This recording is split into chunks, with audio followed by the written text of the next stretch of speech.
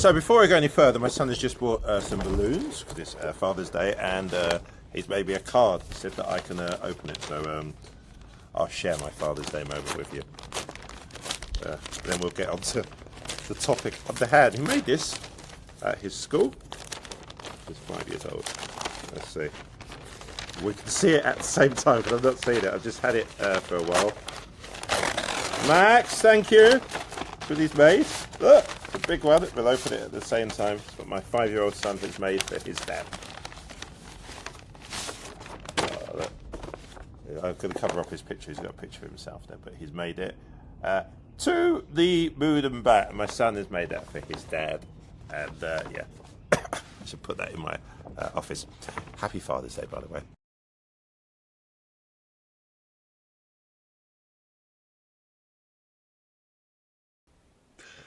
Yeah, you need a laugh for Father's Day. Okay, who knows numbers more than anybody else you can think of? She can count from 1 to 10.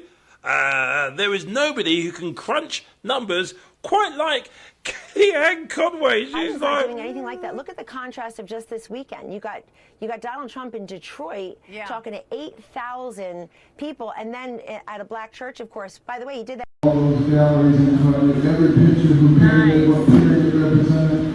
I was always listening to all kinds of different music, and really supplemented my education. Okay, I'm going to be totally honest with you. If I was in a room and, I don't know, Dr. Ben Carson walked in, I would probably say no thanks and try and find a way of getting out of the room. The guy is, well, I get the idea. If you were to put a bit of string here and pull it through, it would just come, there's nothing there. Sawdust to there, if that. The guy is like, how did that guy ever get any medical qualifications? He has lost the plot completely. From the same South Lovian school as Byron Donalds and Tim Scott, here's another man who has banned all mirrors. Promise you. Oh, happy Father's Day to you. It's so wonderful to have you on this wonderful day. You were with President Trump in Detroit at that black church. You spoke before President Trump and then watched the reaction. Can you tell us what happened, what took place at that church? Well, it was wonderful to see how many people were enthusiastically receiving the president. The anticipation was just tremendous. And the interesting thing is people are wondering why the black population is migrating toward President Trump. It's not just a black population, it's everybody in America, because what he represents is resilience and the fighting spirit, the can-do attitude that has characterized our success. And, you know, he's putting the agenda of the people on the front burner, not politics. He doesn't go around with his finger in the air seeing which way the wind is blowing and then adapt to that, which is what we see on the other side.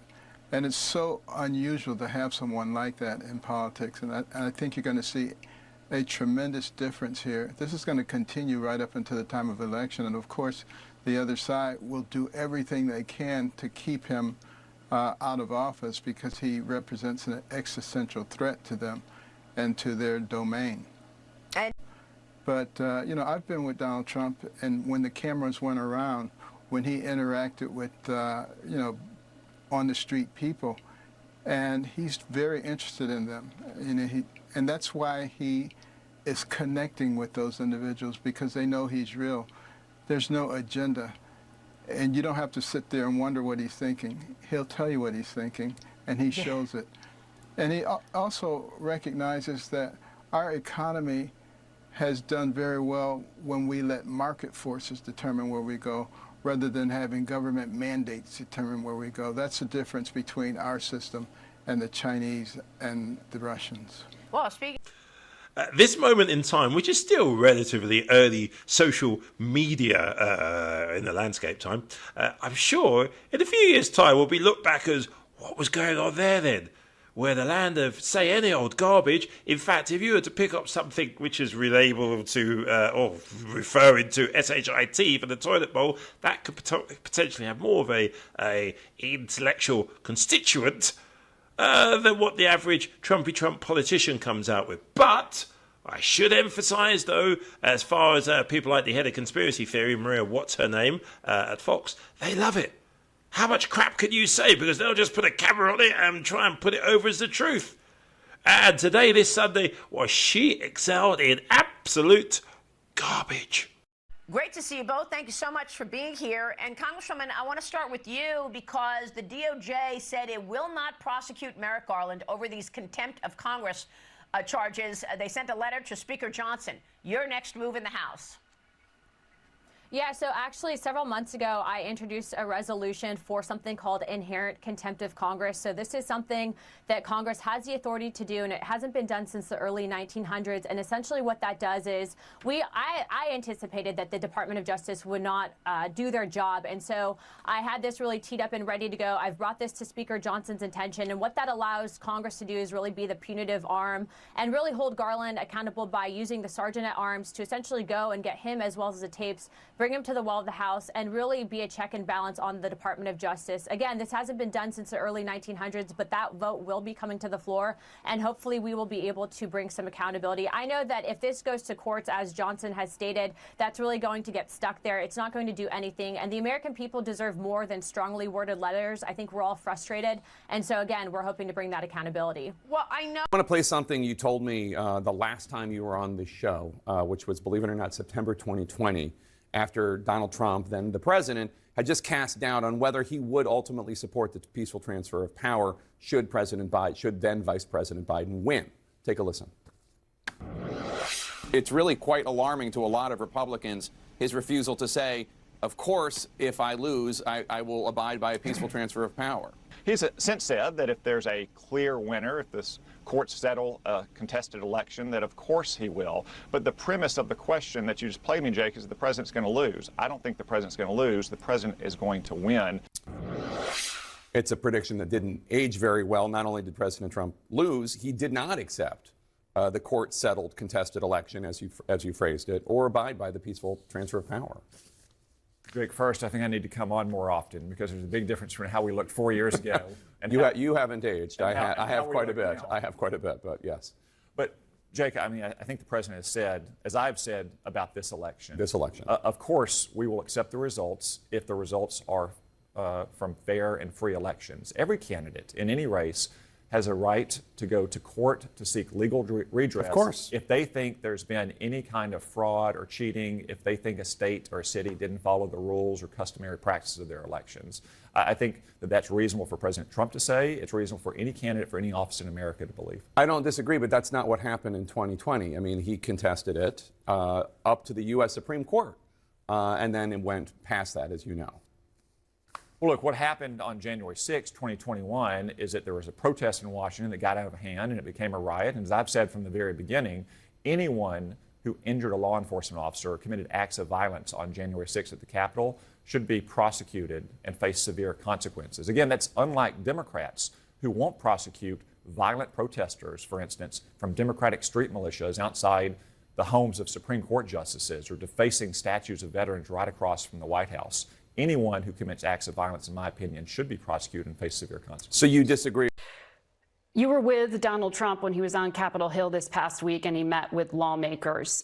Is it true, as Congressman Matt Gaetz claims, that Mr. Trump said Ukrainians are never going to be there for us and that he was trashing the Ukraine aid bill to Speaker Johnson's face, which Gaetz said is, quote, so epic? Is that true, and did anyone push back? I don't believe that Trump did that. I was certainly present. He did raise issues of how the Ukraine issue is being handled. I think there's certainly enough criticism to go around. The Ukrainians not being given the authority to use weapons inside Russia to hit targets that are hitting them.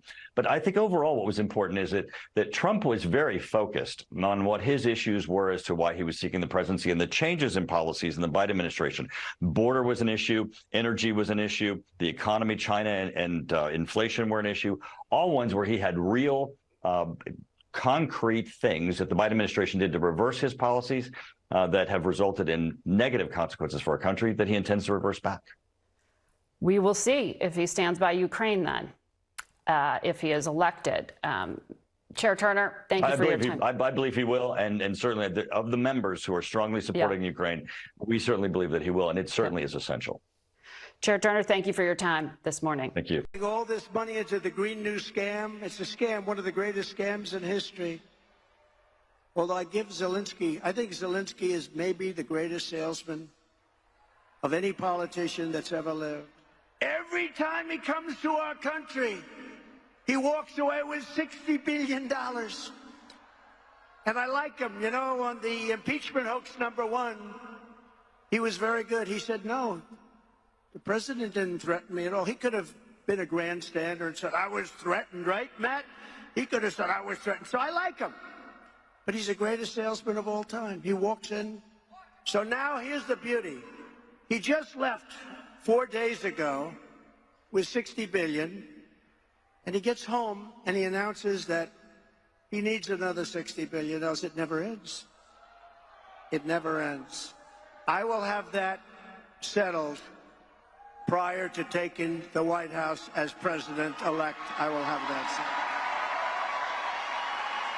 Got to stop it. Would it never happen? So I understand you said you received assurances about their ability to handle classified information that they'll have access to. But as you know, Dr. Ronnie Jackson was demoted by the Navy because a Pentagon Inspector General report found that he had been taking sedatives while providing medical care to 2 U.S. presidents. That kind of compromising behavior would be disqualifying for most people when it comes to receiving a security clearance or having any access to the nation's secrets. I'm aware of those reports. As you just indicated, though, they are unrelated to the handling of classified information. And certainly the individuals in his district believe that those issues are resolved. He presents himself to Congress with his military background. And we're going to be certainly working with the Speaker and with Mr. Jackson so that, again, that he is a very productive member of our committee. And if there are any incidences, the Speaker has indicated that, as with Mr. Perry, that he will enforce our rules. But these seats could be filled by Republicans with national security backgrounds who don't have these kind of compromising situations over their heads. There certainly was a broad range of individuals who sought these seats. But I want to ask you about the Intelligence Committee. You've tried to keep it nonpartisan, as you've said on this program. Speaker Johnson, though, recently decided, as you know, to add 2 congressmen, Scott Perry and Dr. Ronnie Jackson, to your committee, reportedly at the behest of Donald Trump. One of your members, Congresswoman Chrissy Houlihan, referred to Perry as a threat to intelligence oversight.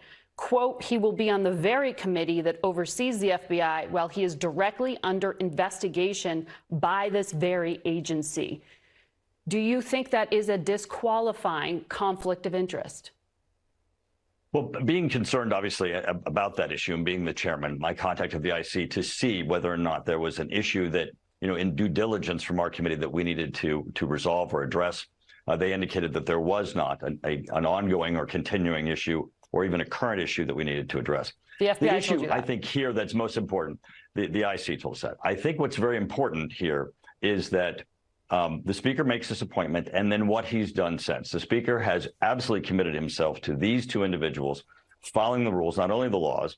Both of them have military experience. Both of them have had access to classified information before, and there's been no reports of any incidences of their mishandling of classified information.